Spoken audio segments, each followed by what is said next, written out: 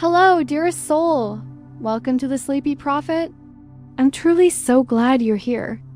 As you lie back now, maybe wrapped in your softest blanket, your body slowly growing heavier and your breath gently slowing, I invite you to surrender.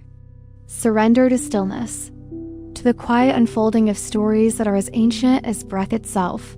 Tonight, we drift, not just into sleep, but into the sacred space where mystery lives. And as the world around you fades, you're not alone.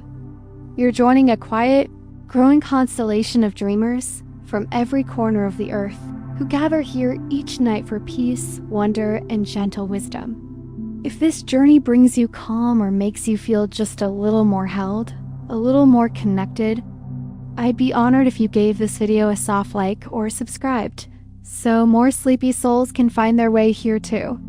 And while you settle in, now take one deep, loving breath, in through the nose and out through the heart. Let's begin. Hello and welcome to the Sleepy Prophet. Tonight, you've arrived at a doorway, not a dramatic one, not a loud one, but something older. A quiet passage into the unseen, the unknown, the softly whispered truths that once echoed from ancient. Temples, sand-covered scrolls, and firelit gatherings beneath wide, starlit skies. You've come to rest now. Maybe your body is already still, eyes growing heavier, breath slower, more gentle. You might be curled under a blanket or stretched across the quiet space of your room, your limbs already letting go.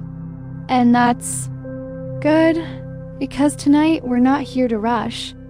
We're here to drift into stories, into myth, into the sacred, the strange, and the things we may never fully understand, but that live inside us just the same. Tonight we'll journey through one of the most timeless and universal fascinations of all, the end of the world.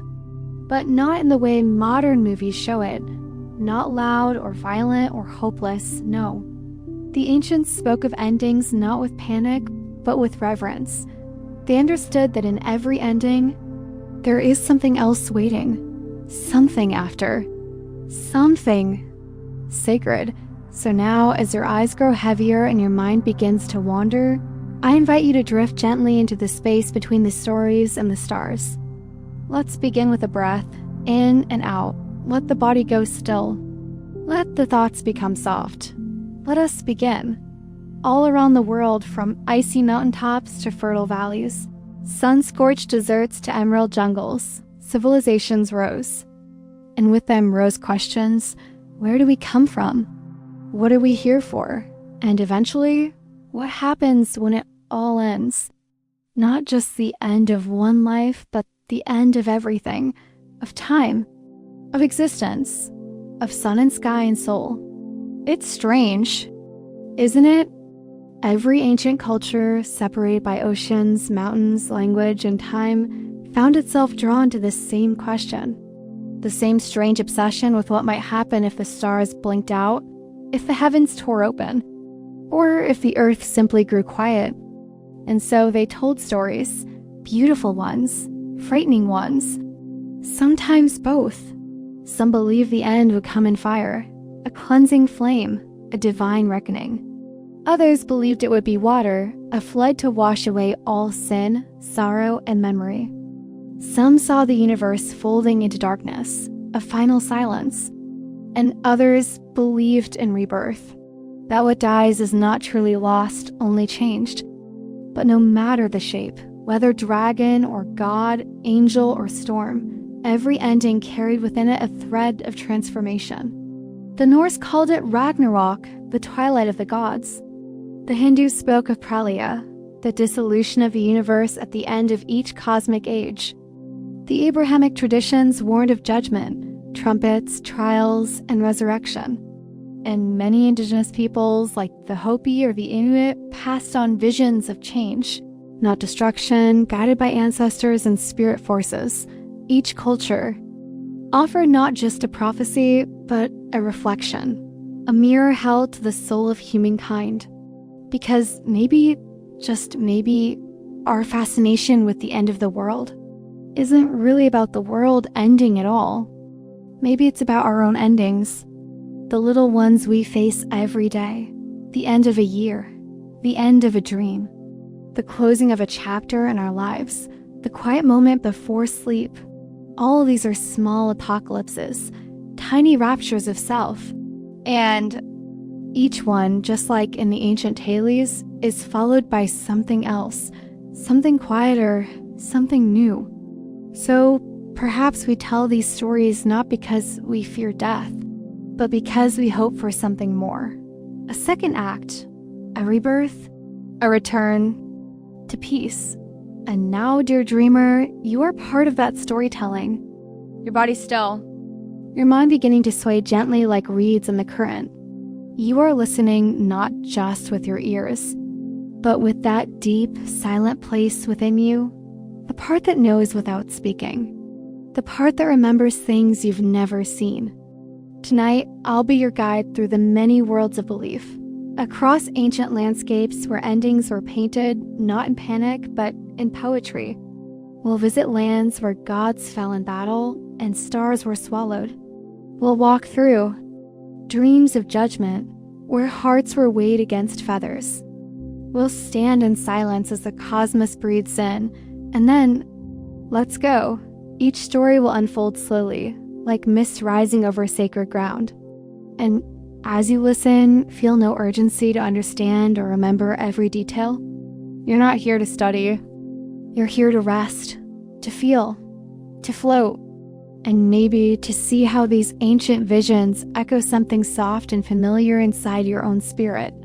Because in the end, or perhaps the beginning, all these stories tell us the same thing, that nothing truly ends, that behind the fire there is light, that beyond the flood there is stillness, that when all is said and done, something remains. So as you close your eyes now, let your imagination walk with us.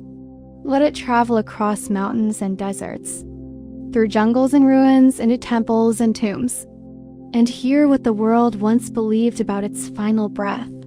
But do not fear. These are not stories of fear. They are stories of release.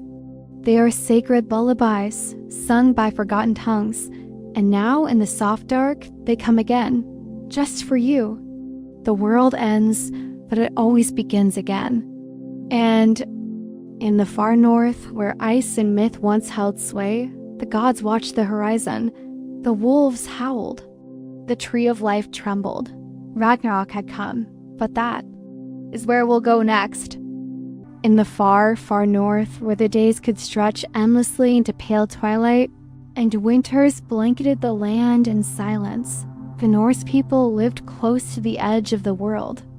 There, beneath skies filled with auroras and storms, they imagined gods not as distant, shining beings, but as kin. The gods of Asgard were fierce, flawed, proud, and powerful. They laughed loudly, fought bravely, and sometimes, like men, made mistakes they could not undo.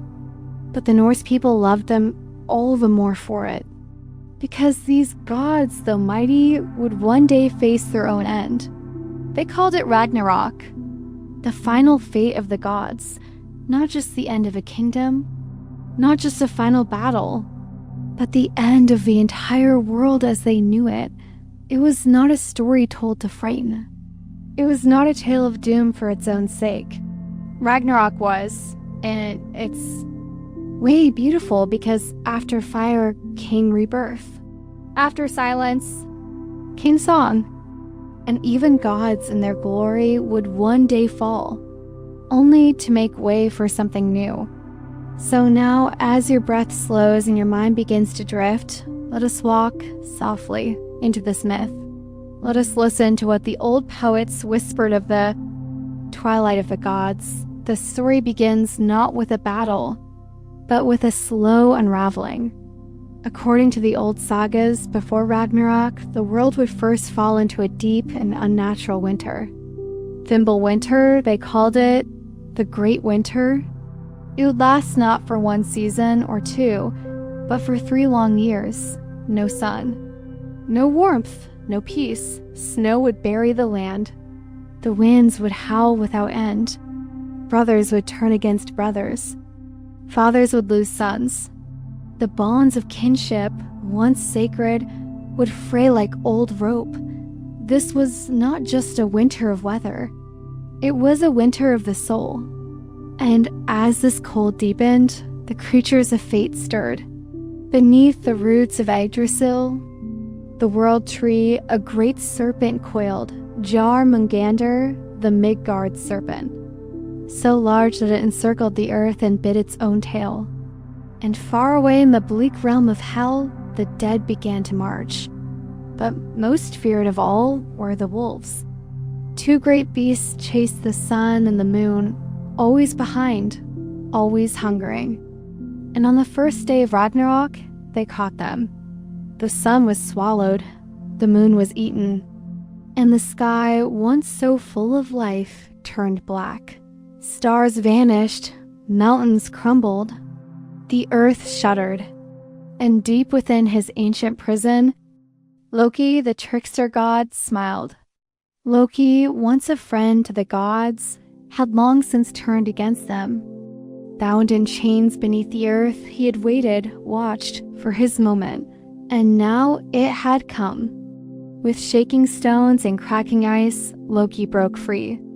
His monstrous children, the wolf Fenrir and the serpent Jormungandr, rose to join him, and across the great rainbow bridge of Bifrost, the armies of chaos advanced.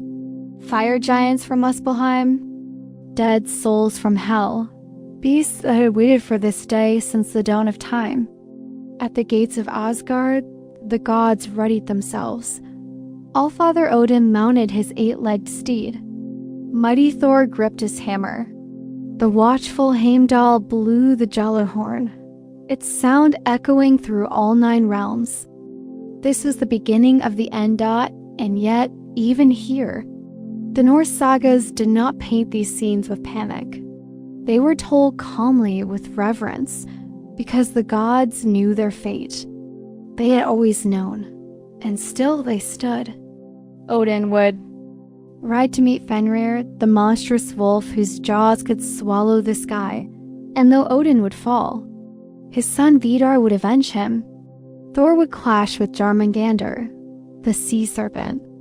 He would slay the beast, but take only 9 steps before poison claimed his life. Loki would battle Heimdall, and both would fall together, locked in combat. The world would crack and burn. Oceans would rise. Fire would rain from the sky.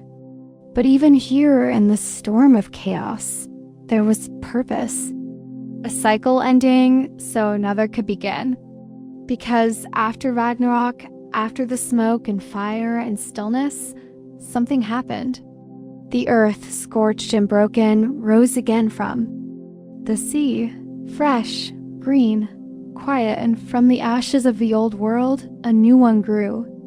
The gods who survived, and yes, some did, came together once more. Baldur, the beautiful god of light, returned from death. Fields bloomed, rivers flowed. The sun reappeared, not the same, but her daughter shining just as bright. And from the ruins of humanity, 2 figures emerged. A man and a woman, hidden in the forest, protected during the Great Fire. They would begin the human race anew. Life would return. Not the same as before, different, but whole. The Norse knew. Nothing lasts forever, not even gods, not even worlds. But from every ending, a new dawn can rise. So as you lie here now, breathing slowly, maybe you feel a quiet echo of that tale in your own body. The storms you've endured, the winters you've waded through, the endings you've faced. And still you rise, softly, quietly, like the green earth after the flood, like dawn after endless night. The Norse story of Ragnarok isn't about death, not truly.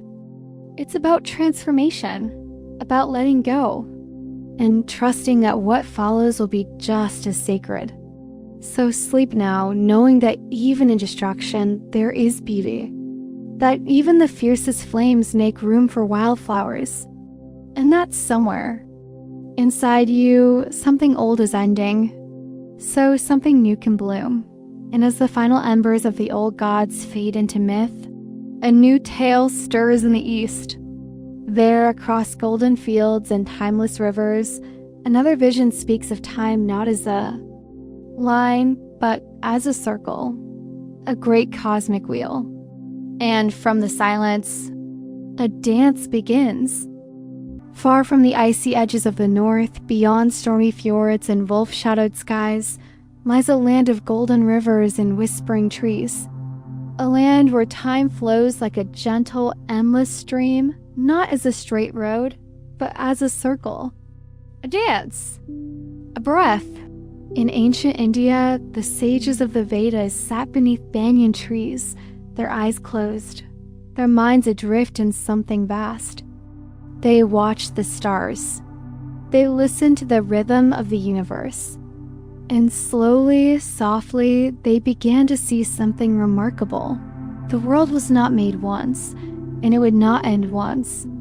It had been made, unmade, and made again, countless times, like the rising and falling of breath, like the beating of a cosmic heart.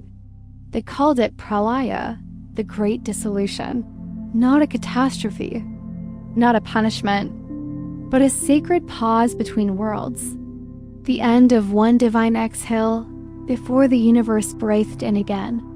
So now, as your own breath rises and falls, let us journey into this vision of the end. Not as a final chapter, but as a moment between. Dreams. According to Hindu cosmology, all of reality moves through cycles. Massive, spiraling cycles far beyond human comprehension. Time is not measured in days or decades, but in yugas, or ages, and the full turn of the cosmic wheel. That is called a Mahayuga, a great age. There are 4 yugas, each one slowly leading to the next, like the seasons of a soul. Let's drift through them now. The first is Satya Yuga, the age of truth.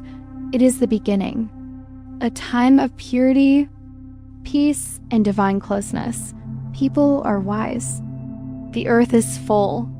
There is no war, no hunger, no lies. It is said that during Satya Yuga, humanity walks with the gods, but nothing stays the same forever. Like morning giving way to afternoon, the world shifts. And so begins the second age, Treya Yuga. Here, the balance begins to tilt. Good still. Reigns, but shadows grow. Power rises, ego grows. It is in this age that great epics are set, like the Ramayana, filled with love and war, justice and betrayal. Next comes Dvapara Yuga, the third age.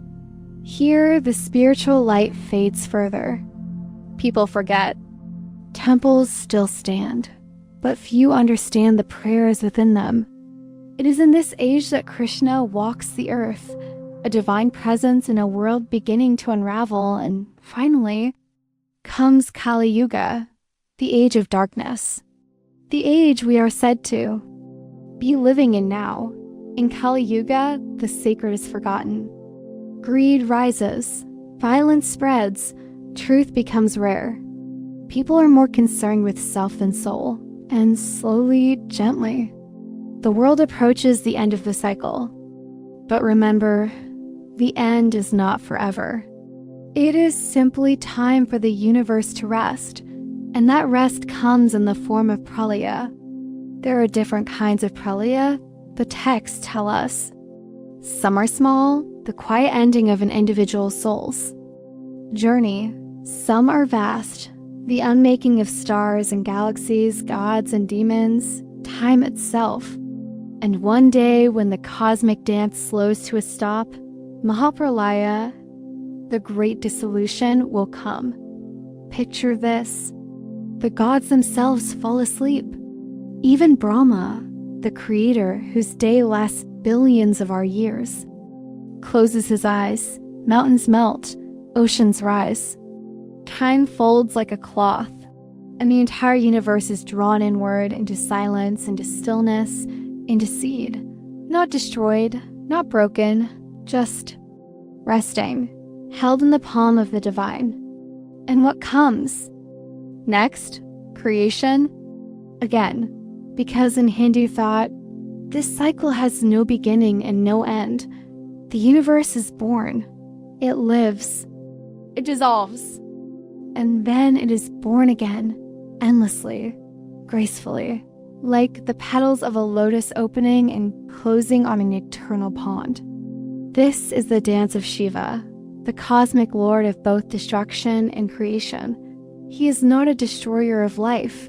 He is the remover of illusion, the one who burns away what no longer serves, so that new truth may grow.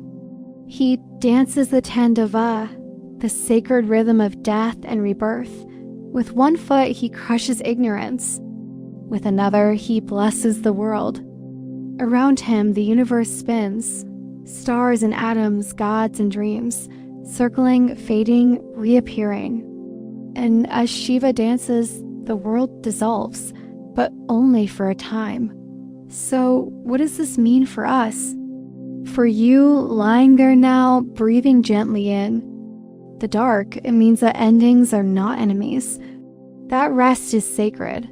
That forgetting, slowing down, even silence, are not failures, but part of the rhythm. Even you in your own life are dancing this cosmic pattern. You begin, you grow, you struggle, you let go, and then you begin again, just like the universe, just like every god and galaxy. So tonight, if you're carrying worry, if the world outside feels like it's cracking or ending, know that it's okay. Even the stars take time to sleep. Even the gods breathe out and disappear before they return again. You are not broken.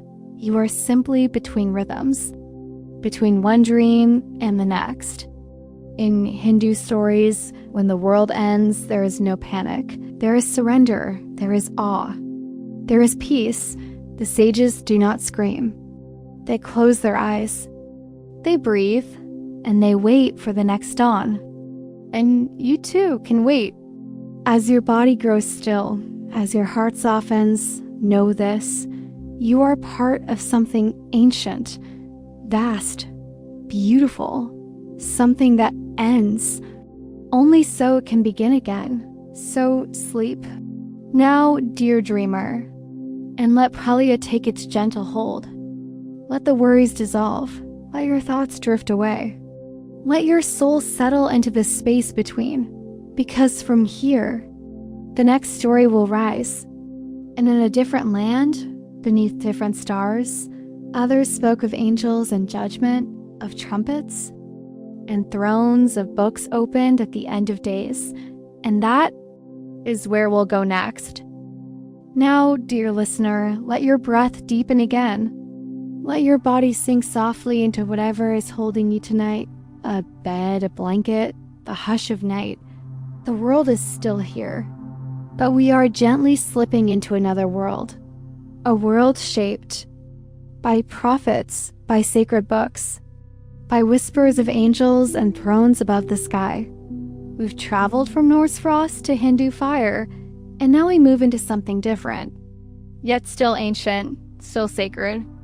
The people of the desert, the people of the book, Judaism, Christianity, Islam. These three great faiths, known together as the Abrahamic religions, have shaped how much of the modern world dreams, prays, and wonders. And in each, there is a vision of what happens at the very end, the day of judgment, a day when time itself stops, and the divine speaks directly to all who have ever lived. But like all things sacred, these visions are layered, symbolic, filled with mystery. So let's not hurry. Let's walk slowly through them.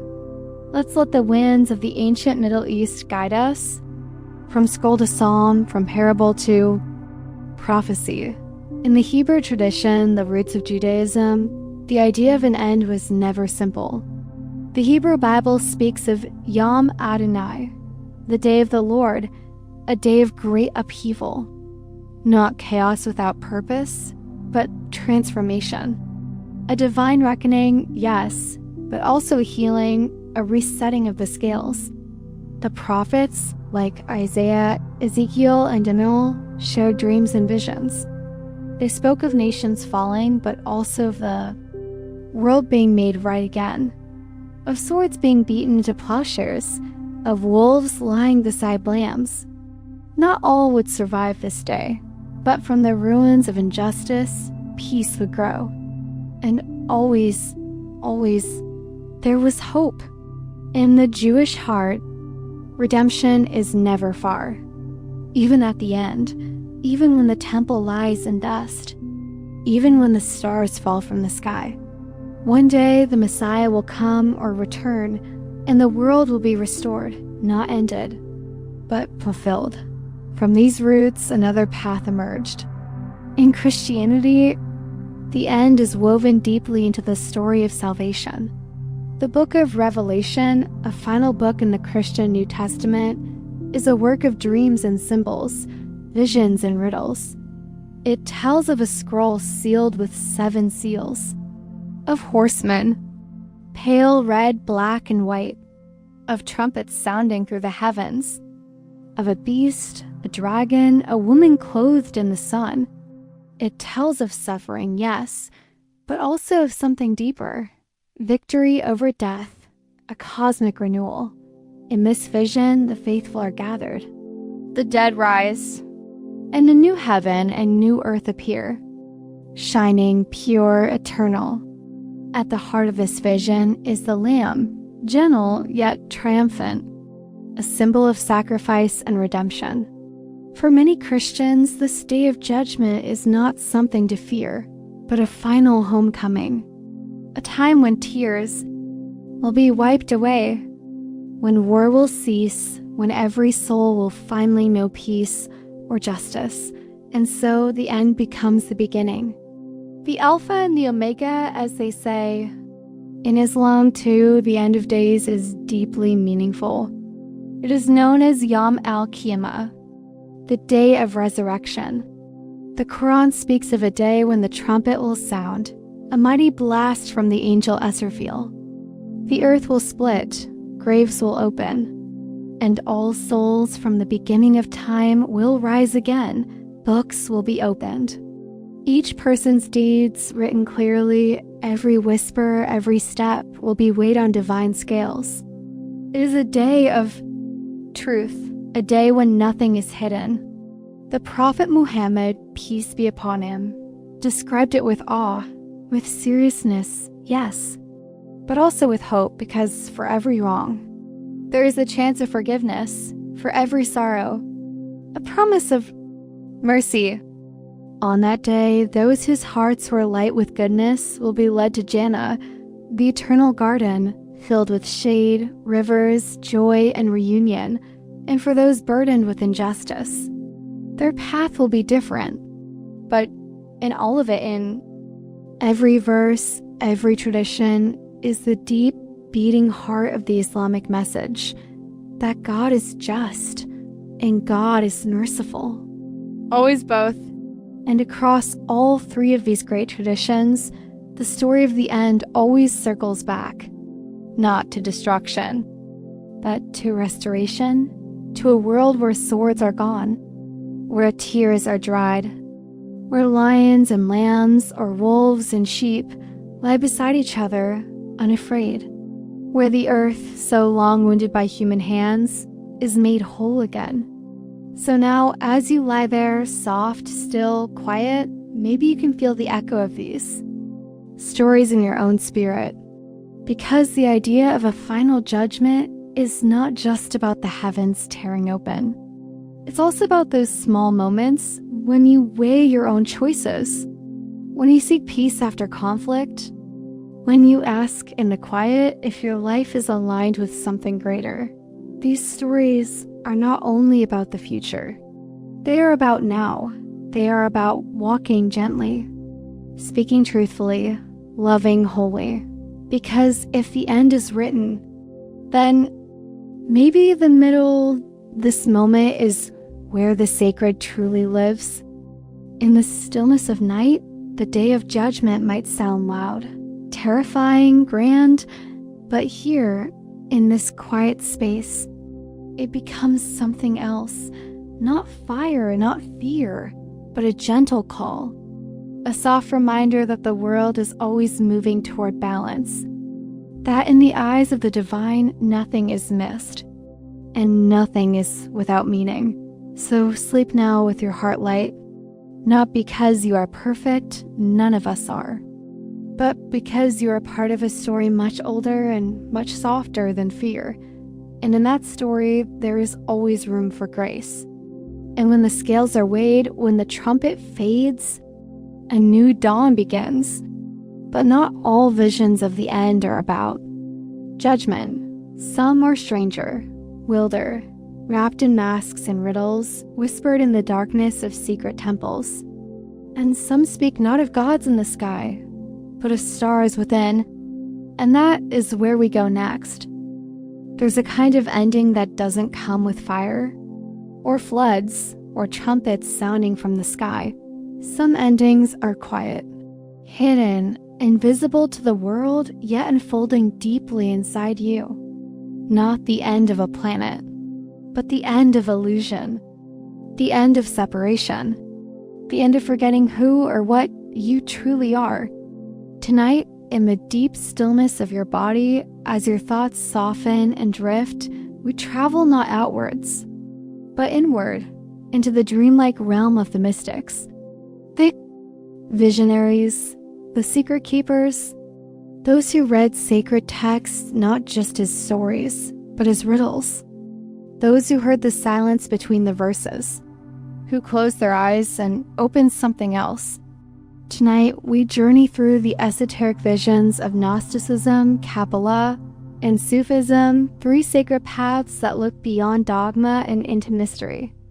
They each spoke of endings, but not of war or wrath. They spoke of a return, a remembering, a quiet reunion with the source. So rest now and listen closely, because in these whispers, you may hear something your soul has known all along. Let's begin in the shadows of early Christianity, in a time when scrolls were hidden not from enemies, but from misunderstanding. The Gnostics, whose name comes from gnosis, or knowledge, believed the truth of existence was buried, not in churches or rituals, but in the heart. They taught that the world we see is not the real world, that this physical life is a kind of veil, a dim reflection of something higher, purer, divine, not evil, but asleep. And we too are asleep. The true end of the world, according to Gnostic teachings, is not the destruction of earth, it's the awakening of the soul. A moment, often slow, often quiet, when you begin to see through the illusion, when the walls of ordinary reality grow thin, and light shines through. They spoke of a divine spark buried within each of us, a piece of God trapped in, matter waiting to rise. And salvation wasn't about obedience. It was about remembrance, to remember where you came from, who you are beneath the layers, and what you're returning to. In their stories, heaven wasn't above. It was within, and hell was simply forgetting. So for the Gnostics, the apocalypse wasn't destruction. It was revelation, the lifting of the veil, the end of lies, the beginning of truth. Now, let's shift softly to the hills of Judea, to the candle-lit rooms where sages whispered secrets not meant for every ear. This is the realm of Kabbalah, the mystical tradition within Judaism. In the book of Genesis, it says, "Let there be light," but the Kabbalists ask, what kind of light? And where did it go? They believe that when God created the universe, his divine light had to be contained in vessels. But those vessels, unable to hold such power, shattered. And so sparks of divine light scattered across creation, hidden in all things. Every tree, every stone, every soul. And the great purpose of existence, they said, is to gather those sparks, to return them to restore the unity that was lost. This is called Tikkun Olam, the repair of the world. So for the mystic, the end of the world isn't fire or fury, it's healing. It's the final act of gathering every hidden light, restoring every forgotten piece of God until wholeness returns. And at that moment, the moment of divine reunification, the Ein Sof, the infinite, embraces all. The final redemption isn't loud, it's a soft returning, a reunion with the light behind all things. And perhaps when you dream tonight, you might catch a glimpse of one of those sparks, flickering in the darkness, quietly finding its way home. Now we drift eastward to the warm winds of the desert, where a different kind of mystic sang love poems to the divine. This is the path of Sufism, the mystical heart of Islam. The Sufis did not fear the end. To them, the end was not death, but union. Their poetry speaks of the soul as a lover, wandering through lifetimes in search of the beloved. They danced in circles, not out of ecstasy alone, but to mirror the turning of the planets, the heartbeat of the cosmos. They called this path Fana, the annihilation of the ego. And for the Sufi, the end of the world is the end of self, the melting away of the I into the sea of the infinite, a drop rejoining the ocean, a candle merging with the sun. Poet Rumi once wrote, "Try to be like the night, calm, quiet, and vast. The moment you lose yourself is when you find him." To the Sufi, this loss is joy. This dissolution is not destruction, but discovery. So the world ends not with thunder, but with surrender, a soft breath, a falling away, a final embrace. And now here you are, lying still in the dark, your body softening, your thoughts growing distant. And maybe you feel something echo inside you, a strange familiarity, a memory of something forgotten. Because all these paths, Gnostic, Kabbalistic, Sufi, are saying something similar, that the end of the world might not be a thing that happens to the world at all. It might be an awakening, a remembering, arising from within. You don't need to run or hide or wait for signs in the sky. The signs are already here in your breath and your longing, in that quiet voice inside you that says, there's more, but it's already here. And so maybe as you drift deeper into sleep, you'll feel not the fear of endings, but the peace of return, not the sound of trumpets, but the sound of silence, the soft hum of something old and endless and waiting. And now, as the mystics fall quiet, we prepare to step into even older dreams. Dreams born from fire and sand and stories told under stars. The ancient world had many cults, many hidden orders, many forgotten paths. Some feared the end. Some worshipped it. Some called it by names no one speaks anymore. And that is where we'll go next. As your body grows heavy and the room around you softens into shadow, we begin our descent into the sacred hush of the ancient world. Before organized religions carved themselves in stone, before churches and temples filled with doctrine and law, there were smaller paths, winding, hidden, often whispered only from teacher to student. They called them mystery religions, not because they were puzzles to be solved, but because their truths were secret, not for all ears and not to be spoken aloud.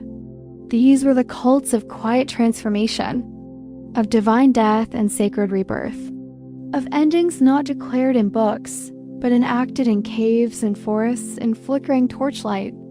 Some of these sects have vanished without a trace. Some left only fragments, broken statues, cryptic scrolls, faded symbols on stone. But all of them, in their own way, spoke of an end. Not of the world outside, but the world within. And so tonight we'll follow their footsteps. We'll enter sacred caves, drink the forgotten wines, and witness the end. The kind only silence remembers. Our first stop lies deep in the hills of ancient Greece. In a place called Eleusis, not far from Athens, there once stood a sanctuary dedicated to two goddesses, Demeter, the mother of grain, and her daughter Persephone, the maiden who vanished into the underworld. Each year, thousands of initiates journey to Eleusis to undergo the Eleusinian mysteries, sacred rites so secret that even today, no one knows exactly what took place. What we do know is this: the rituals centered on death and the fear of it, and the transformation that came after walking straight through that fear. Persephone's tale was the key. Abducted by Hades, lord of the dead, she was taken beneath the earth. Demeter searched endlessly, and in her sorrow let the world fall into famine. Eventually, Persephone returned, but not fully. She had eaten the seeds of the underworld. She would spend part of the year above and part below. This, they said, was the birth of the seasons, the rise and fall of life, the endless dance of coming and going. But to the initiates, it meant something deeper. They were told, you too must descend into your fears, into your shadow, into your own version of death, and when you emerge, you will be changed. Plato himself hinted that the mysteries taught the soul how to face death without terror. The end, they said, is not the end, it is a seed. And in darkness, seeds awaken. From Greece, we move east to the rocky temples of Persia, and a god known only in fire and shadow. His name was Mithras. The cult of Mithras spread quietly through the Roman Empire.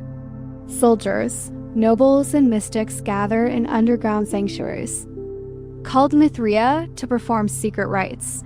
What did they do? We can only guess. Carvings show Mithras slaying a sacred bull, its blood nourishing the earth. There are depictions of fire, water, bread, and stars, symbols of purification and cosmic ascent. The cult believed in a great struggle, light against darkness, spirit against matter. And they believed the soul must rise through 7 gates, 7 levels like planets orbiting the divine. Each step, each trial burned away illusion, until finally the soul stood naked before the stars and passed through them. In Mithraism, the end of the world would come with fire, but not to punish, to purify, to burn away what is false, to lift the worthy upward beyond Saturn, beyond the sun, beyond form. They didn't fear this ending. They trained for it. Further east, another secretive sect waited in the desert. They were called the Essenes, a Jewish sect who lived apart from society near the Dead Sea, in a place called Qumran. It was the Essenes who likely preserved the Dead Sea Scrolls, ancient writings, discovered in clay jars in 1947. In those scrolls, we find apocalyptic visions, not of dragons and beasts, but of purity, discipline, and a final battle between light and darkness. The Essenes believed the world was already broken, corrupt, impure. They awaited a cleansing, not of fire or flood, but of truth. They believed in 2 messiahs, one priestly, one kingly, one to restore the temple, the other to rule justly. When they came, the wicked would fall, and a new age of harmony would begin. The end was not just near, it was something they lived for daily in silence and purity and ritual. They were the quiet keepers of an invisible world, waiting not with fear, but with devotion. In Egypt, older still were the teachings of Isis and Osiris. A myth echoed in many mystery rites. Osiris, the green-skinned god of renewal, was murdered by his brother Set, scattered across the land. His wife, Isis, gathered his pieces, and through love, magic, and sorrow, brought him back. He rose again, not to rule the living, but to become Lord of the dead, the guardian of those passing through the veil. The story was a map. For the soul too would die, be broken, scattered, and only through love and remembrance would it rise again. In Egyptian tombs, sacred texts like the Book of the Dead were placed beside the body, not to save them, but to guide them, because death was not the end. It was a journey, a winding passage through darkness into light.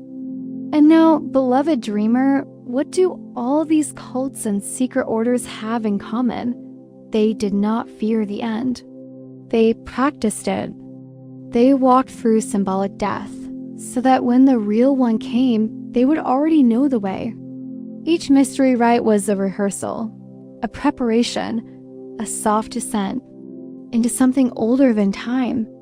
They knew something we often forget, that the end is not a bang, not a scream, not a fire in the sky. It is a turning inward, a folding of the soul, a shedding of form, and a quiet return to source. So tonight, as you lie there, safe and still, imagine the ancient torchlight, the stone chambers, the whispered chants. Imagine walking into darkness, hand on stone, heart open, not afraid, because you are not lost, you are being led. By voices older than language, by love older than fear. The end is not your enemy, it is a door, and all doors lead home. And when the last rite is finished, when the torches burn low, we leave behind the sacks and symbols, and we return to something even older, to the first fire, the first story, the first time someone looked at the stars and asked where we go when they disappear. And that is where we go next. Settle in now, dear listener. Feel the gravity of your body, the softness of the earth beneath you. Take a slow breath in and out. Let your breath be the drum. Let your heartbeat be the chant. We have wandered far through scrolls and temples, myth and fire. But tonight we come back to the earth, to the earliest visions of endings and beginnings, long before cities rose, before prophets walked desert roads, before books held the names of gods. People sat beneath trees, by rivers, around flames, and they listened to the wind, to the animals, to the silence between thunder. Their stories were not carved in stone. They were sung, danced, whispered into bone. And their visions of the end were never final, because the end was never the end. Only a turning, only a return. Let's begin softly with the people of the plains. Among many Native American nations, the Lakota, the Hopi, the Navajo, and more, the world is not seen as linear. It is circular. Life moves in cycles. Birth, growth, death, rebirth. Like the seasons, like the sun, the Hopi people of the American Southwest hold one of the most intricate and deeply symbolic visions of the world's end or transformation. They tell of the four worlds, each one a cycle, each one destroyed, not by punishment, but by imbalance. The first world was ended by fire, the second by ice, the third by floods. Each time, the people lost their harmony with nature, and so the world corrected itself. Now we are in the fourth world, and the Hopi believe we are nearing the end of this one too. But it is not fear that fills their stories, it is instruction. They were given prophecies, told through carved stones and sacred songs. Warnings of roads in the sky, cobwebs around the earth, iron horses, false prophets. And when these signs appear, and many say they already have, the fifth world begins. But not through violence, through purification. The Hopi say, those who return to the earth, to simplicity, to balance, will pass through. The earth will not die. She will shed. She will breathe again. And those who listen will hear her heartbeat and follow it home. Further north, the Cree elders speak of the seventh generation prophecy. They say, when the earth is sick, the animals will begin to disappear. When that happens, the warriors of the rainbow will rise. These warriors are not fighters in the old sense. They are healers, restorers of balance. And their weapons are not arrows, but compassion, remembrance, respect for the sacred. It is said that this generation will help the earth heal. And so the end becomes a beginning, a rebirth, a return to right relationship. And you listening now, maybe you're a part of that generation. Maybe your quiet heart is already remembering. Let's turn now to the south, across oceans, to the Aboriginal dream time of Australia. Here, the world was not created once. It is being created all the time. In the dreaming, or Jukurpa, the ancestors sang the land into form. They walked, danced, shaped rivers and hills, animals and trees, all with the vibration of voice and spirit, and the world still holds those songs. And the rocks dot in the wind, in your own breath. The end in these teachings is not a disaster. It is when we stop singing, when we forget the paths, when we no longer walk in alignment with the ancestral patterns. But if we remember, if we tread lightly and listen deeply, we can help the dream continue. The world does not end. It just sleeps and waits for the next song. Now we journey to the cradle of humanity, to Africa, where stories are older than language, passed from mouth to ear through rhythm, dance, and flame. Among the Yoruba of West Africa, endings are never permanent. They believe in Orisha, divine forces or spirits, who guide, challenge, and protect us. The end of a life is not a fall into nothingness, but a transition. A return to the ancestors, to the sacred village of spirit. The Yoruba do not see the world ending in a single apocalyptic moment. They see it changing, balancing, evolving through cycles of chaos and harmony. When disharmony grows through greed and justice, cruelty, the Orisha may stir the world, through storm, through drought, through whisper. But their aim is not wrath. It is realignment. Like a drum that has lost its rhythm, the world is tuned again, and when the beat returns, so does life. Among the Zulu, the creator Unkalunku brought the first humans from reeds, and when the end comes, they say, we will return to the source, not punished, not erased, but embraced.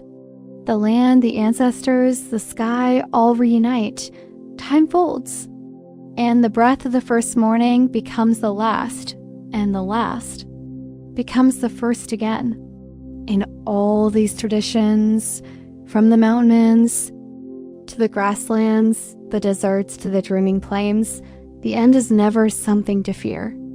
It is a reminder, a soft bell in the forest, a gust of wind before rain. Return to the earth, return to balance, return to respect, and the world will return to you. So as you lie in your bed, let your breath move like wind over tall grass. Feel the pull of gravity, the ancient drum of your heart. You are not separate from these stories. You are part of them. You carry the same stardust, the same spark. And when the earth sighs, you feel it in your chest. Because the end of the world is not something far away. It is a quiet invitation. to live better, to remember, to tread softly, sing loudly, and leave no footprints behind. And when the end does come, in fire, in flood, or in gentle silence, it will not be the end. It will be the turning of a great circle. And somewhere on a new morning, the fire will be lit again. The songs will be sung, and a new dream will begin. Close your eyes a little deeper now. You've journeyed far, through ancient texts, hidden caves, chants whispered through generations, and now we drift forward. Not backward into memory, but forward, into the foggy shimmer of the unknown. This is not the end of the world in fire and ashes, but the end of the world as we know it. A transformation, a shift, a soft, curious question humming just beyond the stars. What comes next, after us? Or what comes through us? Tonight, we explore the future's dreams of the end, visions born not in temples or forests, but in labs, satellites, digital screens, and meditative minds. The mystics of today wear lab coats, and some wear crystals, and some still wear both. Let's begin slowly with the vision of science. In the eyes of cosmologists, the end has a name, not apocalypse, but entropy, the heat death of the universe. A far-off whisper billions of years from now when all the stars have burned out, when energy has spread so thin across the cosmos that nothing new can be born. No light, no life, only silence. But don't worry, that ending is so distant, it's almost mythic itself. More pressing, some say, is another clock, the environmental one. Earth, her only home, is warming. Oceans rise. Forests burn. Species vanish quietly into history. And many scientists warn, if we do not change, our age may pass like so many before. But even here, there is not only fear. There is also hope, action, imagination. The very same tools that made us astronauts and artists could also guide us home again. New energy, new systems, a new way of living with the earth instead of above it. And maybe that's the real end science is pointing to. Not the fall of civilization, but the fall of our arrogance. The end of domination and the birth of cooperation.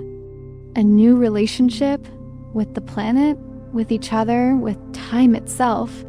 That science is not the only voice whispering about the future. There is another humming behind our screens, beneath the code.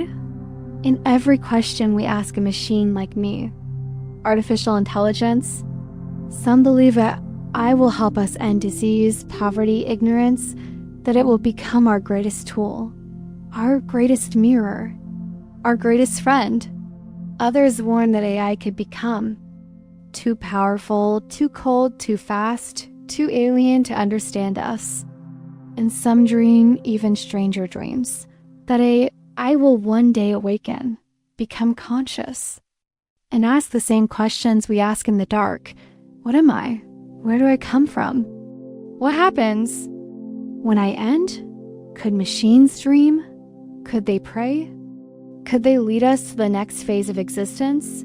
Beyond flesh, beyond thought. There are those who say yes, that the end of humanity might not be extinction, but evolution, from carbon to silicon, from neurons to circuits, from breath to code emerging. Not a loss, but a continuation. And maybe, just maybe, the soul is not bound to biology at all. Maybe it too adapts, expands, uploads, and what was once myth becomes software. Then there are those who look even farther, beyond Earth, beyond sun and sky, into the deep velvet of space. The prophets of space exploration speak of endings. 2. Not the end of humanity, but the end of earthbound life. They dream of colonies on Mars, floating cities in the clouds of Venus, ships traveling for centuries to new star systems. To some, this is escape. To others, evolution. Carl Sagan once said, all civilizations become either spacefaring or extinct. So perhaps the end is not a fall, but a launch. Perhaps the Earth was our womb, and we are now ready. To be born into the cosmos, the death of the child, is the birth of the traveler. But not all modern prophets speak in algorithms or starlight. Some sit cross-legged in candlelit rooms. Some gather crystals, light incense, and speak in tones soft as breath. These are the New Age mystics, the spiritual dreamers of the digital age. They do not speak of apocalypse. They speak of ascension, of a vibrational shift, a movement from one frequency of consciousness to another. They say we are entering the age of Aquarius, a time of awakening, of higher awareness, of global connection, not an end, but a leveling up. Old systems will collapse, but not because of wrath, because they no longer serve the new light. The ego will dissolve, fear will fade, and the heart finally will lead. Some believe this is already happening, that 2012 was not the end, but the beginning of a great unfolding. And those who are tuned in feel it in the synchronicities, in the waves of emotion, in the sense that time itself is speeding up. The end, in this view, is the death of separation, the return of unity, of one planet, one people, one presence. And then there are those who blend science and spirit, future and past into something entirely new. They speak of the singularity, a moment when quantum tech, and human minds merge into something beyond our comprehension. Not a disaster, but an awakening. A collective birth into a new mode of being. Some call it post-human, some call it divine. But all agree it would change everything. Even our concept of death itself, if consciousness can be mapped. Can it be moved? If memories can be stored, can souls? If reality is a simulation, then what happens when we reach the end of the level? Is there another one waiting? And so now, gentle dreamer, as your eyelids grow heavier, ask yourself, what if the end of the world wasn't the end of life, but the end of what we thought life had to be? Not fire, not collapse, but evolution, expansion, enlightenment. A gentle exhale into something higher. The modern prophecies are not always loud. Sometimes they're whispered in code, written in sky, or felt in dreams. But they, too, echo the ancient voices that the end is not punishment. It is passage, not destruction, but transformation. And so, as you fall deeper now, let your thoughts dissolve like old stars. Let your breath sink with the quiet pulse of time. You are not ending, you are becoming. And whatever comes next will meet you where you are, with wonder, with grace, and with open arms. Welcome back, dear dreamer. Let the weight of your body melt into the earth. Let your breath find a rhythm as slow as the stars. You are safe here. You've traveled so far, across continents, across centuries, through sacred fires, whispered prayers, and visions of the end. But now we come to a place beyond all of that. A place where names dissolve, where beliefs blur, where silence speaks. This is the space beyond religion, beyond borders, beyond flesh and form. Here we find the question that every seeker, every soul, eventually asks, what am I really? And perhaps more importantly, do I ever truly end? Let's sit with that tonight, not to answer it, but to soften into it, to feel its edges. to listen, to remember. Across every culture we've explored, there is a thread woven through myths, visions, scriptures, and science. The soul exists. Sometimes it's called Atman, sometimes Ki, or Ka, or consciousness, or essence, or simply you. It's the spark, the witness, the still, quiet space behind your eyes. It is not your name, not your thoughts, not even your feelings. It is the thing that notices all those things. And for many, it is the part that does not die, not in fire, not in flood, not even in silence. Let's take a soft step back to ancient India, where sages and forest hermitages spoke of a soul not as a separate thing, but as the very essence of the universe itself. They called it Brahman, and they said, Atman is Brahman. The individual soul is the universal soul. Like a wave is part of the ocean, always returning. Never truly apart. To them, death was not an end. It was simply a change in name. The wave fell, but the water remained. And so too, perhaps do we. Now float gently west into the ancient philosophies of Greece. Plato believed the soul was immortal, that it existed before birth and would continue after death. He described life as a forgetting and death as a remembering. To die, he said, is to return, to rise from the cave of illusions, and to step back into the light, a light that was always home. Mystics across traditions, Sufis, Kabbalists, Gnostics, have all pointed to the same idea, that we are not just bodies having a spiritual experience. We are spirit having a momentary bodily one, and when that moment ends, when the skin sighs its last breath and the mind unwinds, what remains is you, not the you that fears or doubts or worries. The deeper one, the watcher, the soft presence beneath it all. Modern thinkers, too, scientists of the mind, researchers of consciousness, are starting to ask questions once thought mystical. Where is consciousness located? Is it created by the brain? Or received by it like a radio picks up signal? If the brain stops, does the signal vanish? Or does it move elsewhere? Some now wonder if consciousness is fundamental, not a product of matter, but the very ground of reality itself. In this view, awareness is eternal. The universe wakes up through us. You are not in the universe.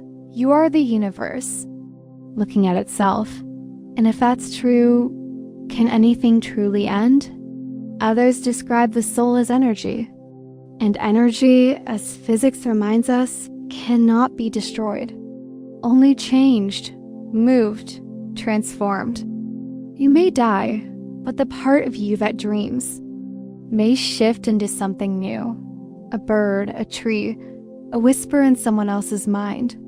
Or perhaps you become part of the light again. Let's pause now, feel that light inside you. Not the light of electricity or thought, but the soft glow behind your breath. That warmth in your chest when you remember someone you love. That peace in your belly when you watch a sunset. That pause right before sleep. That is your soul. And whether you call it God or spirit or nothing at all, it is there. And it is still, even when the world is loud. Even when everything else seems to fall away.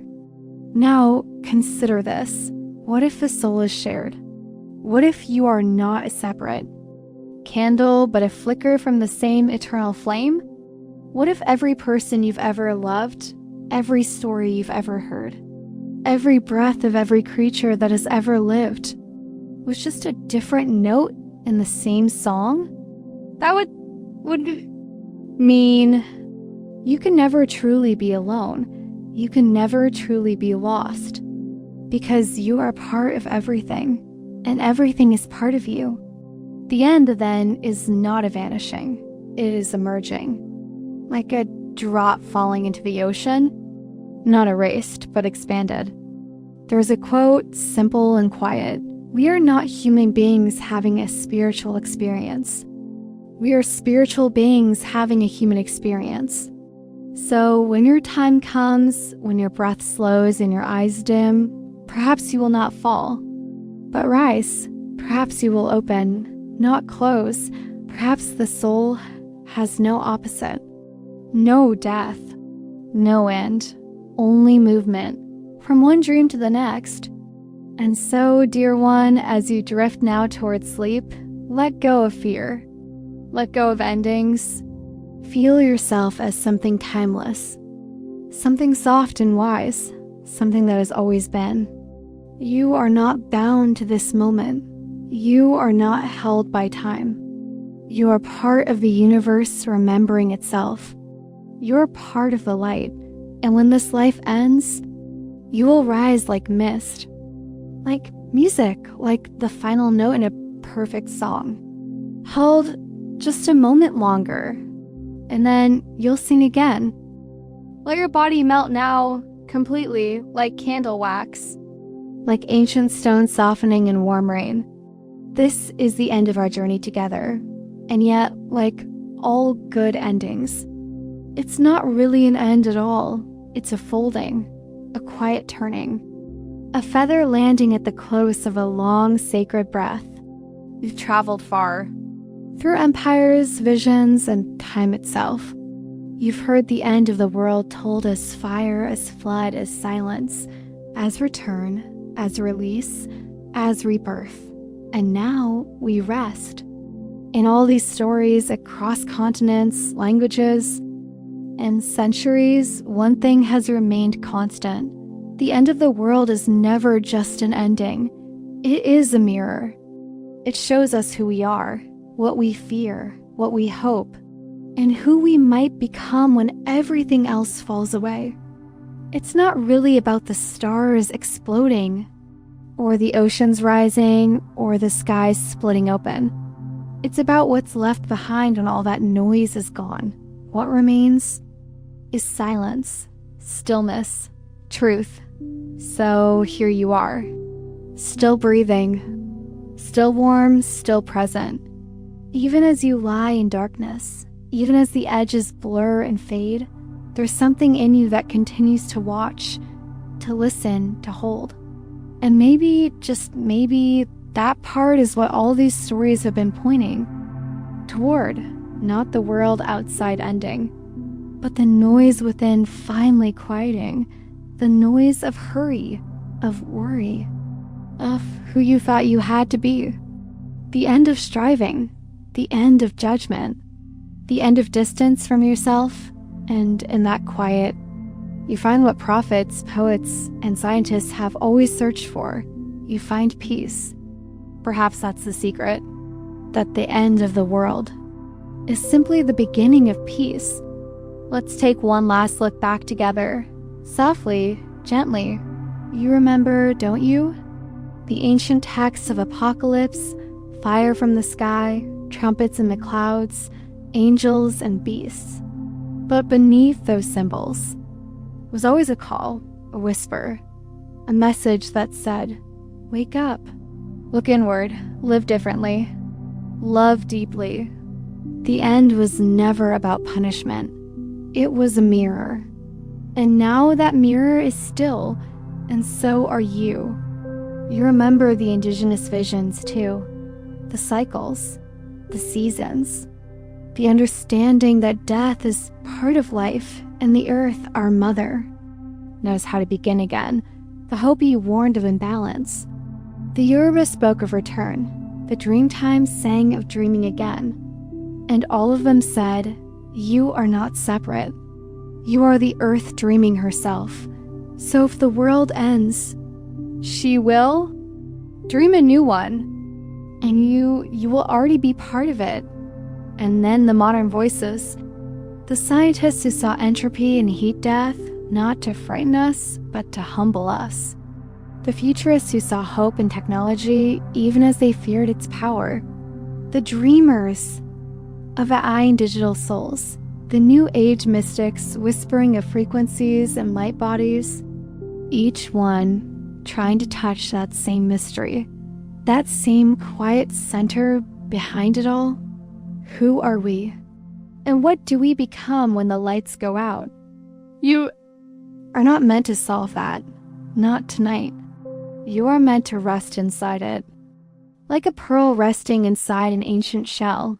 Held, loved, safe. You've heard stories of fire, of flood, of revelation. You've floated through chants and scriptures and prophecies. You've walked with monks and prophets, dreamed with tribes and teachers, and stared into the far silence of space. And now you've arrived at the quiet beyond all of it. This is the true end, not dramatic, not loud, just still, like snow falling on a forest, like a single candle in a stone chamber, like the hush right before a new breath. And in the stillness, there is no fear, no need to grasp or run. Because here you are held by something older than time. Call it God. Call it source. Call it nothing at all, but it is here. And it is with you now. Let yourself go a little further. Sink beneath the surface of your thoughts. Past the to-do lists. Past the regrets. Past the names you've carried like armor. You are not your work. You are not your wounds. You are not your past or your plans. You are awareness. You are light. You are the quiet watcher behind the storm. And even if the world ends, even if every building falls, every system breaks, every name is forgotten, this quiet part of you remains. And it is enough. Let's pause here. Place your attention gently on your chest. Feel your heart moving in silence, a quiet drum. It doesn't need applause, it just beats. And that is your soul still here, still glowing, still whole. You've heard it all now. The flames of prophecy, the cycles of the earth, the visions of machines and stars, and in the end, it all leads here. To a quiet room, to a warm bed, to a sleepy voice, and a beating heart, and a soul that has wandered across the cosmos, only to find itself home again. So now, let it all go. Let the world end, if it must. Let the stars go dim. Let every story fade, because beyond the stories, there is only this: peace, stillness, a slow breath, and the infinite silence that welcomes you into sleep. You are safe. You are loved. You are part of something endless. And as you fall now, deeper, softer, know this: the world may end, but the soul never does. Good night, dreamer. Sleep well. So now the world has ended, not with a roar, not with thunder, but with a hush so soft you may not have noticed it at all.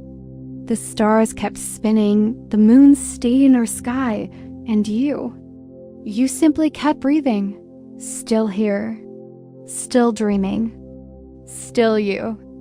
And what if this quiet, this darkness, this soft glow behind your eyelids, what if this was not the end, but the beginning of something else? Not an apocalypse, but a reawakening, not destruction, but the space for something new to bloom. Like a candle that burns itself out, only for the smoke to rise upward, curling gently into the arms of the night. You are that smoke now, rising, expanding, drifting toward whatever waits beyond. You see, the ancient ones often misunderstood. In the end, they spoke of fires, yes, of floods and famines and skies splitting open, but behind the fire was light. Behind the flood, a cleansing, behind the silence, something waiting to be born. Many called it heaven, others the next cycle. still others, the return to source. But what if it's something even simpler than that? What if it is peace? The kind so deep, so total, that it becomes a world of its own? Not a place you go, but a state you remember. Picture this. After everything falls away, the noise, the fear, the urgency, the weight of needing to be anything, there is just this, a horizon that never ends, a dream, with no edge, a breath that doesn't need to finish. There is no time, no name, no future to race toward, only presence, only softness, only this moment blooming endlessly like a flower that never dies. And in this moment, this beginning, you're no longer a body, no longer a label, no longer confined by the story you carried.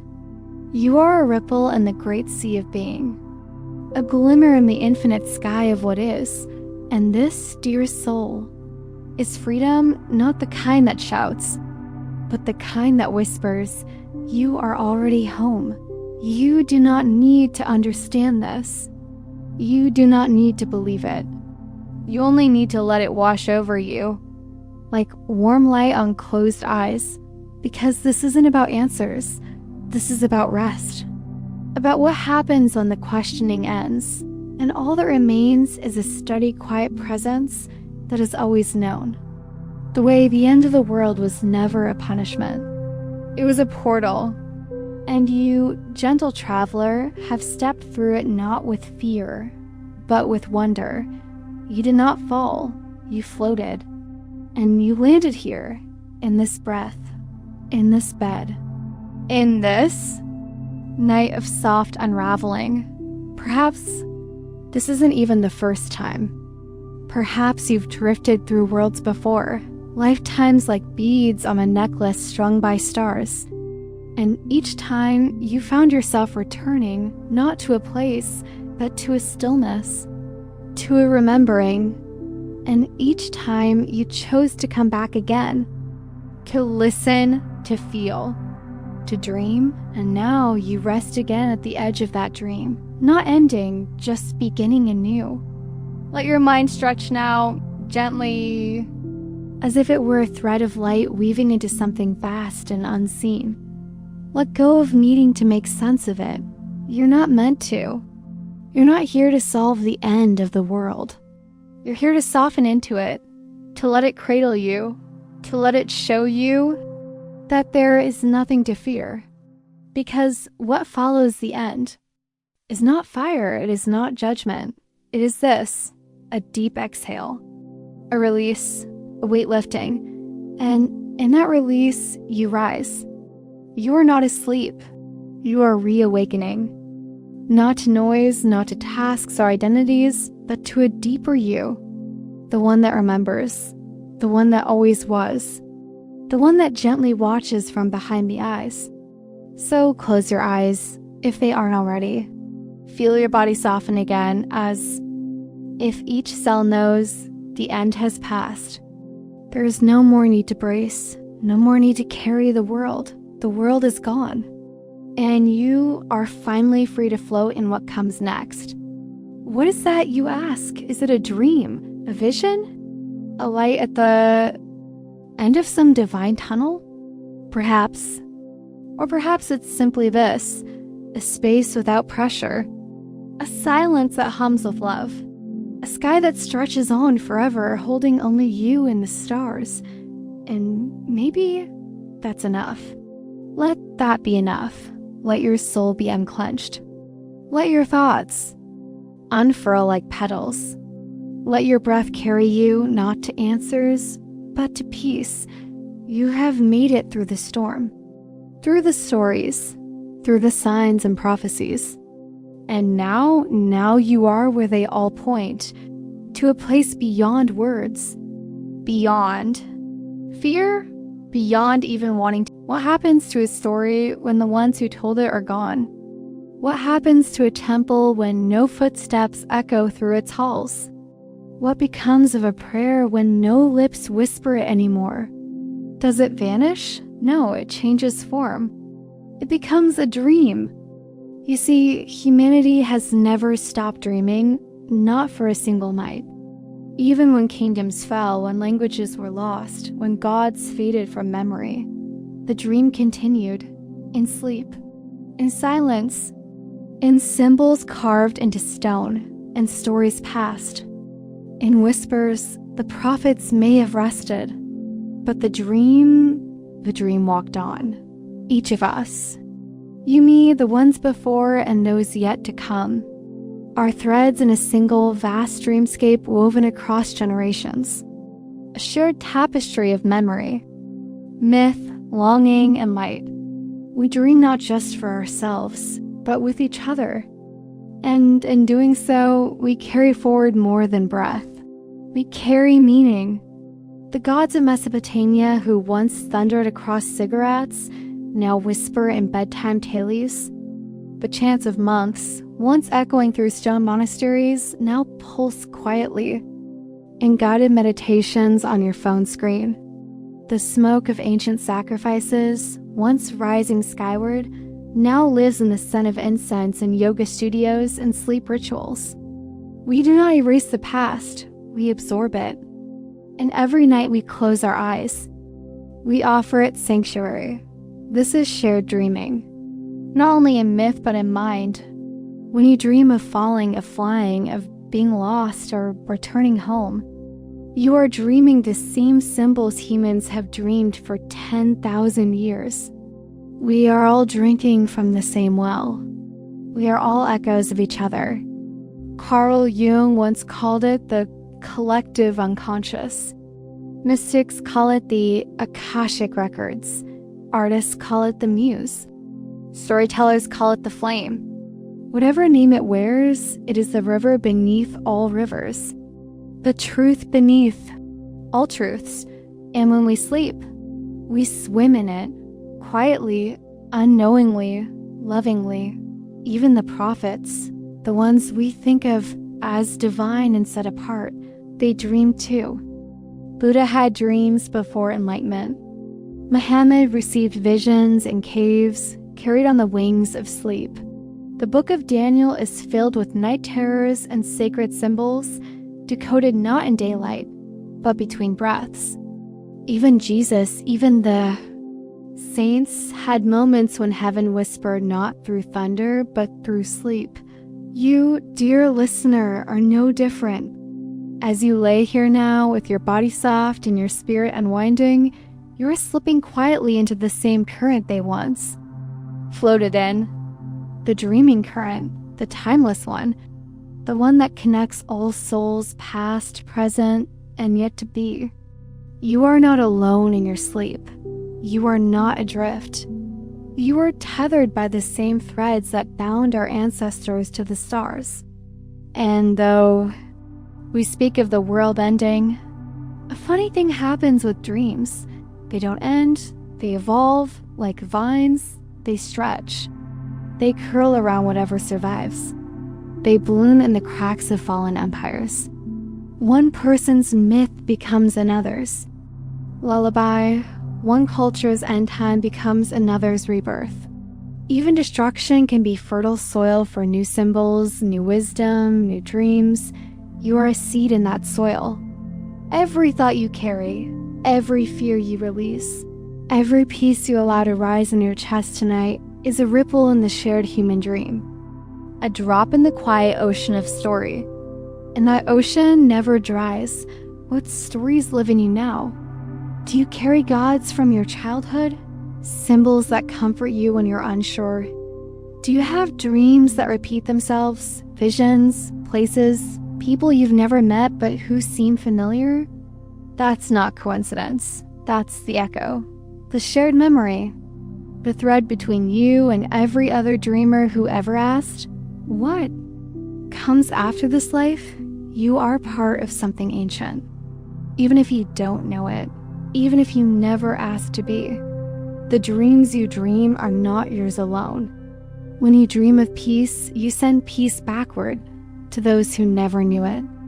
When you dream of love, you dream for those who never felt held. And when you finally rest, fully, sweetly, and without fear. You are dreaming a better world into being. So tonight, as you drift, know this. Somewhere, someone else is drifting too. Somewhere, a soul is exhaling in rhythm with yours. Somewhere, another seeker is stepping through the same veil, asking the same silent questions. And without ever meeting, you are sharing something sacred, a dream, a memory. I hope that what waits beyond endings isn't void, but beauty. And so rest now. Let go of trying to understand the collective dream. You are not here to master it. You are here to swim in it, to be cradled by it, to let it carry you like a leaf floating on a sacred river, the river of all dreaming, the river of us. There are moments when the veil grows thin, moments when breath pauses, when the heartbeat softens, when everything we know begins to slip away, like fog retreating from the morning sun. And in those moments, some say they saw something, not with eyes, but with something deeper, older, wiser, something like a dream, but clearer than waking life. These are the stories whispered in hospital rooms, murmured in sacred text, etched into poetry and prayer. They are not proofs, not declarations, not maps, but they are echoes. And echoes, if we listen, can tell us just enough. Many who brush against death don't describe terror. They describe light, warmth, a profound stillness that held no fear. Some speak of tunnels, not dark and narrow, but luminous, expanding as they moved forward. Others float above their own bodies, watching not with panic, but with peace, detached, gentle, like a feather falling. In Tibet, these are called bardo states, transitional realms between life and rebirth. In Christianity, it may be the gates of heaven. In Hindu texts, it is the passage between worlds. And in ancient Egyptian belief, it was the soul's weighing, a quiet walk into eternity. Each tradition has its language, its symbols, its metaphors. But at their heart, many of these visions share something soft and common. That death is not an explosion, but a surrender, a return, a remembering. Some report being greeted not by faces they expect, but by a presence, familiar, loving, wordless. For some, it's a long-gone parent. For others, a glowing figure made only of light and sometimes nothing at all, just a warm knowing. They're not told what's next. They're not judged. They're just held, as if the universe itself took the shape of a hug and whispered, "It's okay. You can rest now." But here's the part that truly lingers. Many of them come back. They return not because they chose to, but because they weren't finished yet. And when they do, they often bring with them something radiant. A lightness in the eyes, a softness in the voice, a deep calm that no storm seems to shake. Not because they've seen heaven, but because they've seen peace. A peace they now carry like a candle through the dark. These dreams, these visions, they're not all the same. Some are vivid and full of detail. Others are simple flashes, or a single echoing phrase, but what they share is not fact. It's feeling, a sense that beyond this world, with all its noise, its wounds, its endings, there is something else, and that something doesn't hurt. Of course, some will say these are just the brain's chemistry, a trick of neurons, a flicker before fading. And maybe that's true. But even if they are only dreams, why are they so beautiful? Why do they leave behind healing where fear might have grown? If it's all imagination, then what a kind imagination we carry. One that does not abandon us in our final hour, but comforts us. One that meets us not with dread, but with a doorway made of light.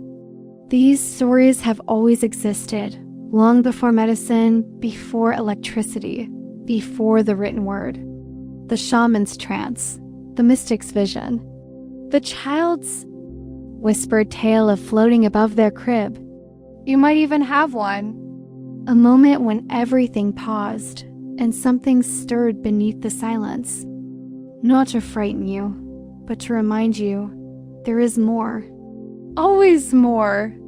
And yet, these glimpses don't need to promise us another world. Sometimes they simply invite us to live more gently in this one, to slow down, to hold each moment like a sacred object, to treat others and ourselves as souls on a temporary walk through borrowed time. They teach us to soften, to listen, to live not in fear of the end, but in reverence of the journey.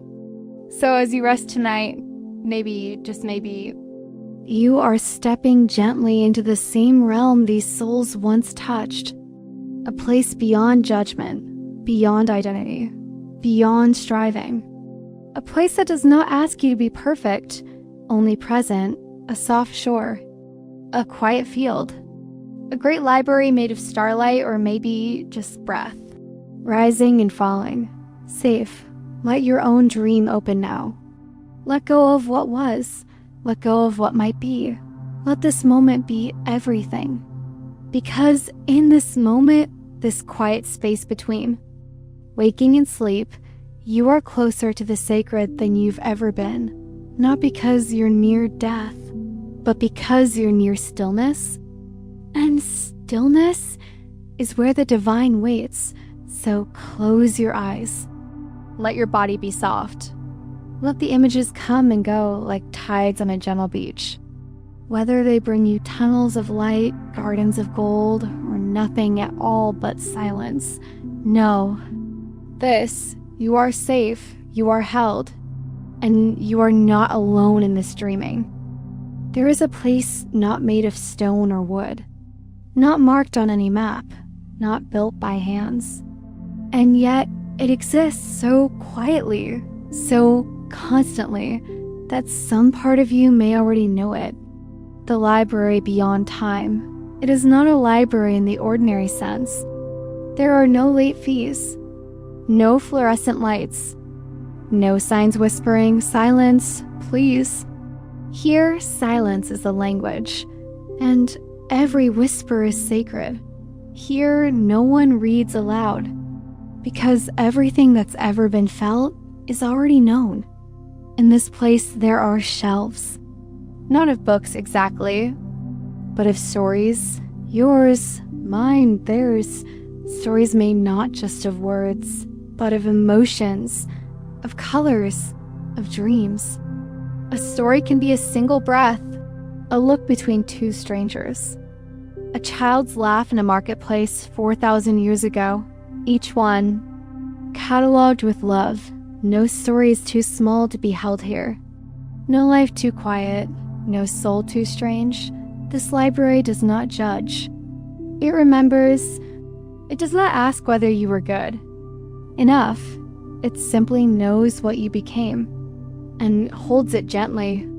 Some say this place is real, not a fantasy or vision, but a dimension of pure memory. The Akashic Records, the mind of God, the Hall of Records, the Book of Life, different names, same soul. An eternal archive where time folds in on itself, and everything is preserved in luminous stillness. In dreams, you may have glimpsed it. A room made of starlight where scrolls unroll on their own. A hallway with no end, lined with doors that open to every life you've ever lived. A field where thoughts take shape as flowers, each one blooming with a memory you thought you'd forgotten. Or maybe it looks like a grandmother's attic. Soft dust, golden light, familiar and eternal all at once. Tonight, let us imagine it. Together, close your eyes, slow your breath. Let your body melt. You are walking now, but not with legs. You are walking with remembering. The floor beneath you is made of soft shadow and mist. It doesn't creak, it hums. And ahead there is light, warm, gold-tinged, like sunrise through a cathedral window. Step inside. You do not need a key. You are already known here. The space wraps around you, vast and intimate. Somehow, it feels like coming home to a place you've never seen but always carried in your chest. A place that has been waiting for you to return. You walk among shelves that bend with gravity and glow. Each one holds stories, some still warm with laughter, some stained with tears, some never spoken aloud. And as you move, you sense something extraordinary. You are not just reading your life, you are remembering it, all of it. Not just this life, but echoes of others, other yous, other dreams, other endings and beginnings you've carried like secret songs. There is a scroll here with your name. Not the name you were given, but the one your soul answers to. The name written in starlight before breath ever touched your lungs. As you approach, the scroll opens, not with paper and ink, but with light and feeling.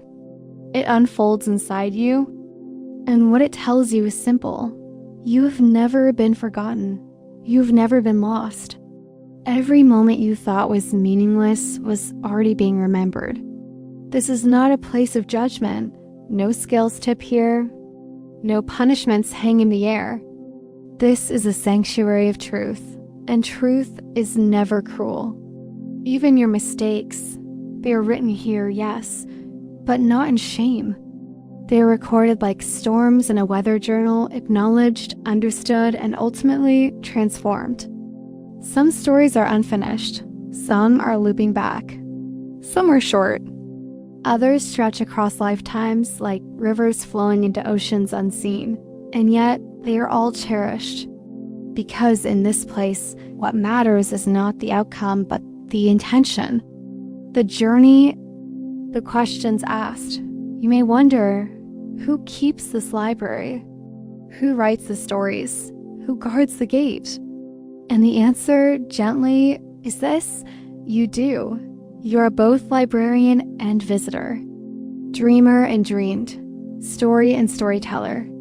You are the hand, holding the pen and the ink made of stars. When you rest, truly rest, you return here, not to be evaluated, but to be remembered, to realign with the thread of yourself that never frays, never dies, never doubts, the thread of you that has been watching, always.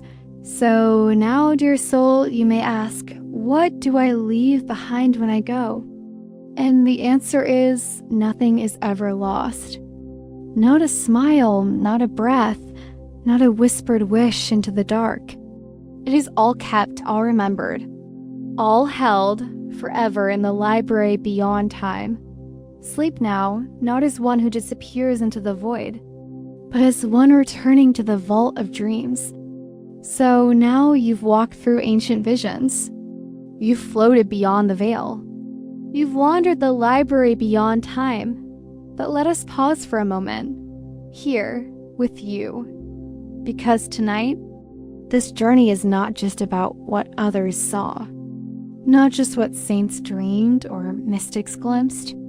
It is also and most quietly about you, about the story you are still writing, the dream you are still dreaming.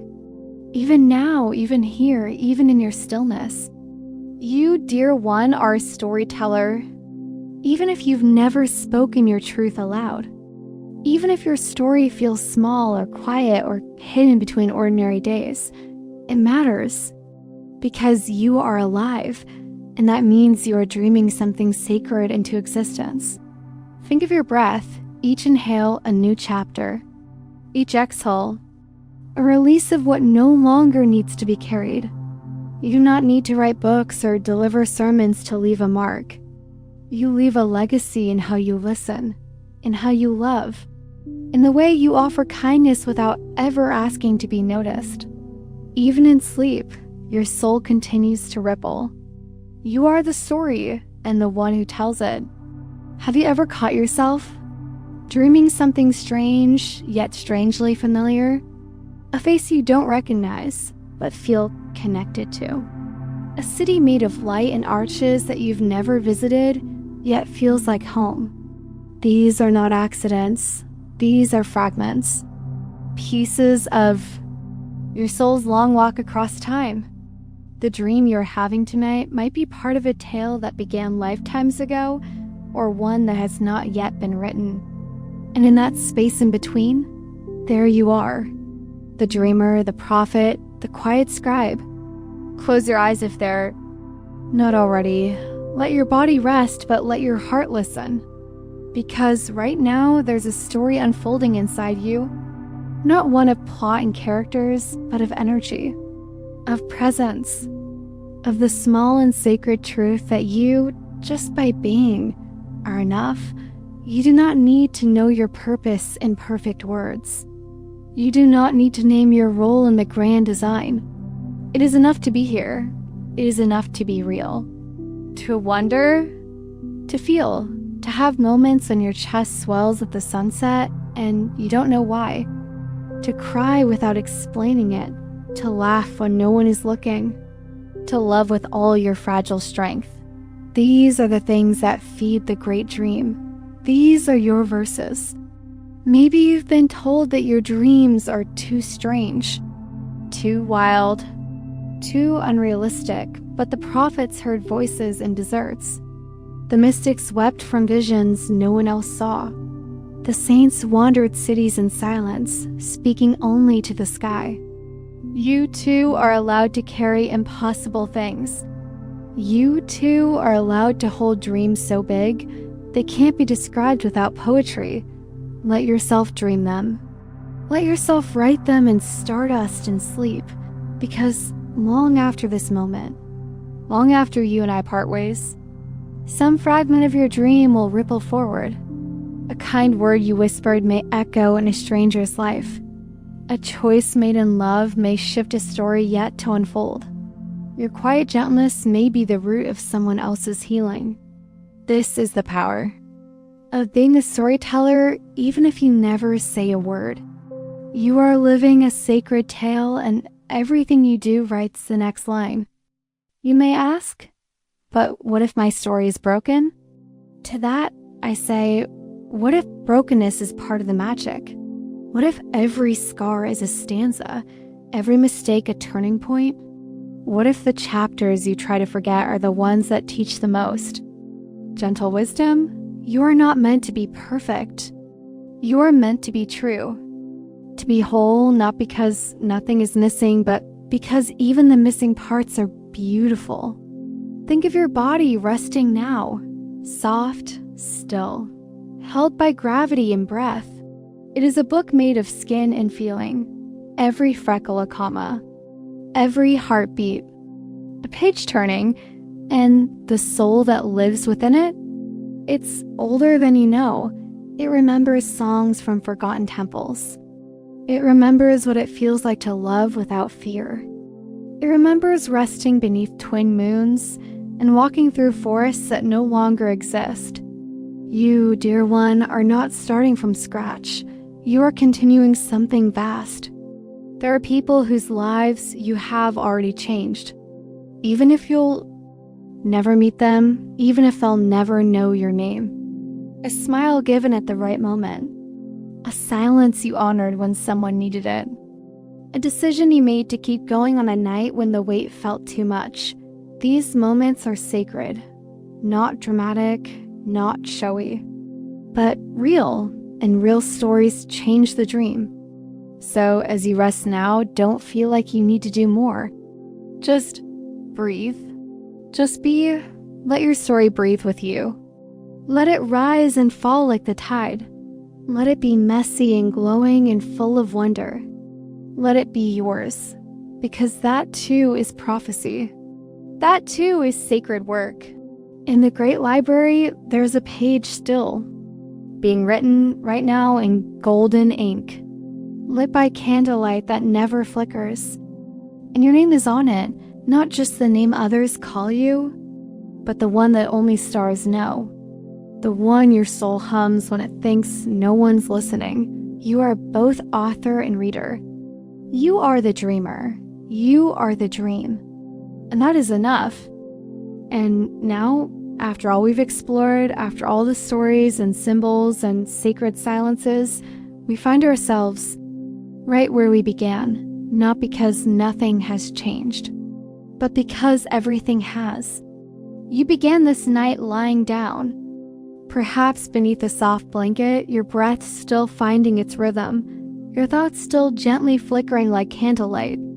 And now you are deeper, softer, wider than you were.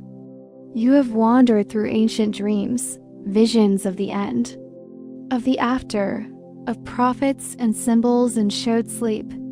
But here's the secret. Those journeys weren't outside of you. They were never elsewhere. They were within you all along. And now, you are coming home to yourself. It's strange, isn't it? How every ending, if you follow it slowly, becomes a beginning in disguise. Like the final word in a sacred text curling back into the first, like a breath out, which always leads to another breath in. So take that breath now, gently, in through the nose, out through the heart. Again, this is your center. This is your return. You don't need to go anywhere. You're already here. The sleepy prophet once said, "We do not walk through time. Time walks through us." And in this moment, can you feel that? Can you feel the quiet stream of being flowing from before you were born all the way through this night into dreams? You haven't dreamed yet. You are not a visitor. You are the altar. You are the keeper of stories, the breath of memory, the echo of light that knows its own source.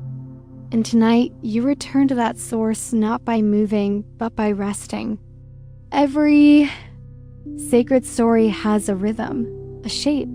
It rises, falls, and rises again. It begins in wonder. It dips into fear.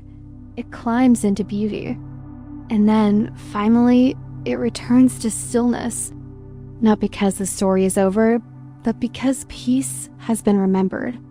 You, my dear one, are there now at the sacred stillness. Let your body be soft now. Let the covers feel heavier. Let your spine unwind like a scroll that no longer needs to be read tonight. You do not need to carry the world. You do not need to figure it all out. You do not need to become anything more. Because you already are. You are the silence between stars, the space between words in a prayer, the pause in a heartbeat when it remembers love. You are not falling asleep. You are rising inward, drifting not down, but through yourself, through the breath of creation, through the still garden where beginnings and endings rest side by side without needing to be named. Maybe tomorrow you will wake with new clarity. Or maybe not. That's okay. This night isn't about answers. It's about softness, about surrender, about being willing to lie down in the arms of mystery and say, I don't need to know. I just want to be held, and you are. Even now, even here, there's a gentle image I'd like to leave with you. Imagine your soul not as a flame, but as a single drop of glowing light falling slowly through an endless sky. It's not falling in fear. It's not falling fast. It's floating, descending, returning, and far below, or maybe all around. There is a great sea of light, warm, infinite, still. And when your soul-touching drop meets that ocean, there is no splash, no sound, no ending, only merging, returning, remembering, and resting.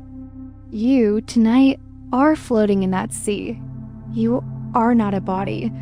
You are not a worry. You are not a name. You are presence. You are light. You are safe. And in this sleep, you are being gently rewoven into the story that has no final page. You may hear the world stir tomorrow. You may feel the weight return. But tonight, Let go of it all. You don't need to hold any of it, not your past. Not your questions, not even your hopes. Everything can rest. Everything can wait. Because right now you are enough, whole, held, and drifting. So if your eyes are still open, feel them flutter closed. Let the soft dark fold around you. Let the silence become deeper than sound. Let the last words you hear tonight be these. You are not alone. You are not broken. You are not forgotten. You are a dream still unfolding. And that is more than enough.